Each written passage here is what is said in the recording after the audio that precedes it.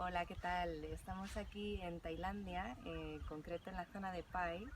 Acabamos de acabar el curso de Craneosacral y biodinámicas, un curso muy interesante y bueno, pues nos ha concedido Rosemary Wallace, que es la persona que da la formación, el honor de hacernos una pequeña entrevista y contestar alguna de las preguntas, hacer una pequeña introducción de qué es lo que es el craneosacral, una disciplina que ahora se está poniendo también de moda y que bueno, en principio trabaja la escucha profunda del cuerpo para poder conceder ese espacio en el que el cuerpo puede sanar si es que tiene que sanar algo.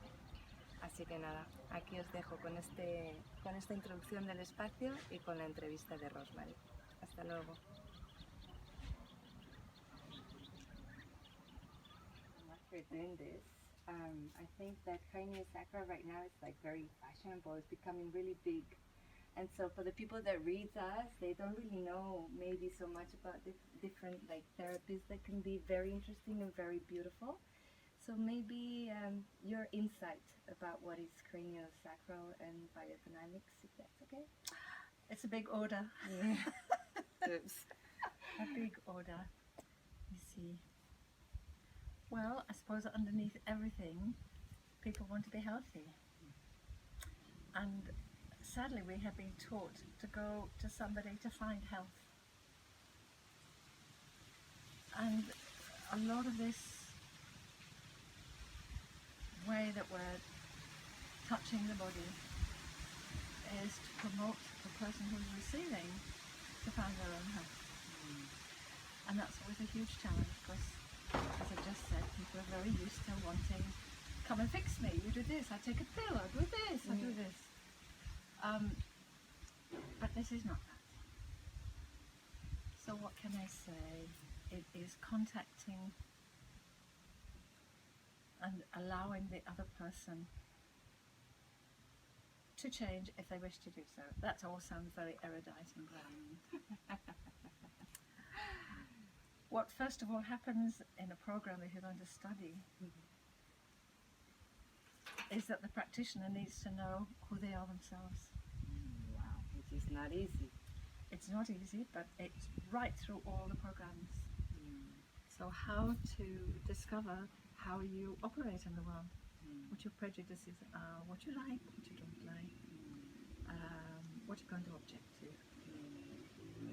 Because you may have somebody on your session table that is pushing all these buttons, and the next thing you need to be able to do is to listen. And if you're very busy going, oh, I really don't like this person at all, you're not listening. So the idea of this modality is for the practitioner, the facilitator, to be able to listen. And it's not just listening with the ears. You have to discover how this listening is. It's a different form of listening. It's every cell of your body. It's going beyond what is just heard or what is just felt, but expanding that and feeling the whole body, and maybe the history of the body. And this takes a lot of time and practice for a practitioner. That's what I'm discovering here. It's not a done deal, a one day or a few days discovery now. This is it. No, this is what we say in our programs. We're not a 2-year program. We're offering 3 dips into this ocean of craniobidynamics. And if that stimulates you, then there are many places you can go to study full time or on a 10 module basis. But this is a taster. And if you don't want to go and study more, then you can incorporate it into your already existing practice. So it can be used in Thai massage. I wish dentists would use it. I wish they would support a dental nurse, be it male or female, to be able to study this. And I'm imagining this person or the dentist being able to work in this gentle way with a person before opening the mouth, before going in.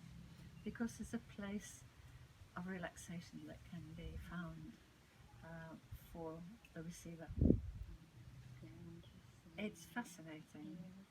So if I say to you that you come for a session and I go la la la about what it's about, and then I invite you to lie down on your back if you can, and then with a very gentle touch, it's about 5 grams, I start to listen. And what can happen is that you can educate the fingers and their proprioceptors to be able to see, to listen, to feel, to sense the shapes, the flows, the fluids, the temperatures, the changes in the quality of the tissue. It's not magic, it's factual, and it's based on anatomy. So we're looking at the anatomical model of the body, working with systems in it, and how particular systems can assist a practitioner to sense a difficulty in the body. But mainly we're looking for health. Well, hey! Yeah, well, normally everybody is concentrated on where the problem is. Absolutely. Here we concentrate on also looking at what is all right. What is good. okay. Yeah. And then once you've really got a flavour of what is okay, and whoops, something comes in, then, well, how is this going to disturb this wonderful health? Because that's all the body wants to be, is health. It's its prime purpose, the health. And then there is this big knowledge that goes beyond our little minds, no? That knows what to do, and with this work we do encourage that. Yes, the body intelligence, or the inner physician, or whatever you like to call it. But we all seem to possess this feature of being human, and it is there from the moment of conception through to last breath and maybe beyond, who knows. So this sense of the body being able to look after itself. But we live certainly in the West at a very fast speed. We ingest all kinds of weird and wonderful things. Manufactured processed foods have a biggie effect on the body. Sugar is enormous. And then all the smokes, the chemicals that are in the atmosphere, all these things are a big challenge to our body. And we're trying to deal with them the whole time. We're like, health, health, health.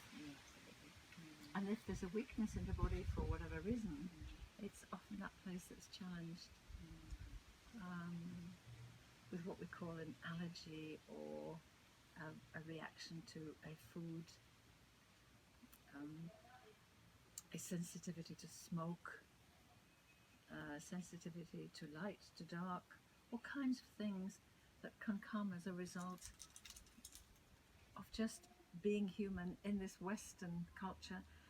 I can also say for the Asian culture, having studied here for a long time, and how when the wheat products started to come in, and the Asian people do not have the flora in their stomachs to deal with the wheat, and so along with the sugar. But they've always had sugar, but this is now refined sugar. It's coming in pinks and blues and greens and yellows and all kinds of colours. Very used to chewing on the sugar cane, and of course their teeth did drop out. But there was a balance in there, but it's out of the body's capability to deal with this stuff. So there's a lot of obesity in Thailand. So we're like importing all these things plus stress, and we have no time to listen to our bodies, to let them do what they need to do to get better. And even if it says don't eat that, you've got to be joking. Of course I'm going to eat it. Because I like it. Yes, and that's it. And that's it. So it's the like and the desire that overpowers many things, which is a principle of Buddhist teaching. Watching how we desire this and how it can interfere with our life, with our very health. And how is that the strife, no, of our life, Yes. our desires? Yes. And it's very poor sometimes. Yes. No? Yes. Yep. Very interesting.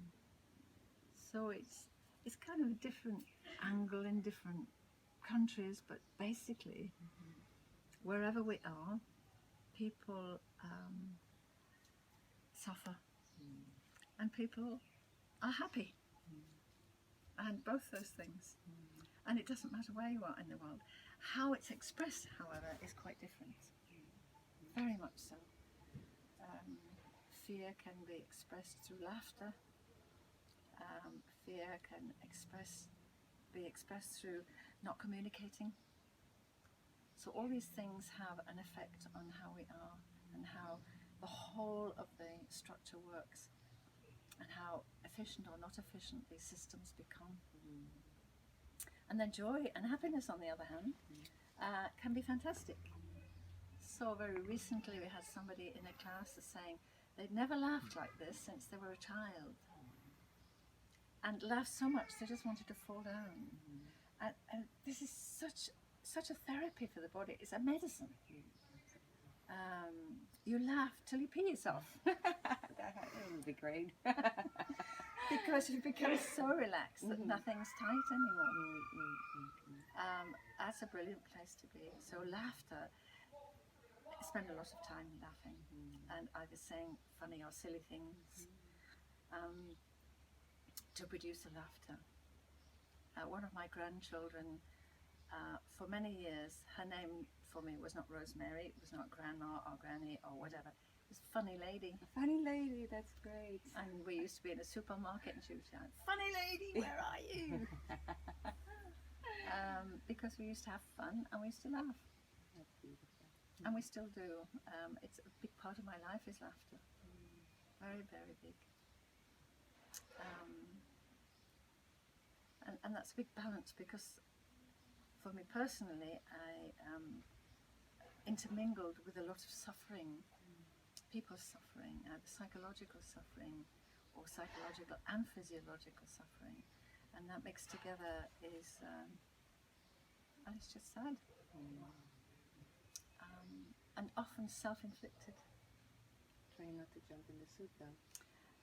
The soup. The soup. We have a big imaginative bowl, huge bowl. You can have a soup you like, but it's got a big E on the front, and that stands for emotional. So I sometimes draw a picture of a little pinman diving into the soup. Because as a friend, and you fall down, and I'm like, "Oh, you poor thing, let me help you, let me help you." As a facilitator, as somebody that needs to listen, if I join your hurt and your pain and want to make you better, I can't get a flavour of what's going on. I need to be able to just listen and not join that emotional wave that is coming from the person. I'm not cold. I'm not stuffing it.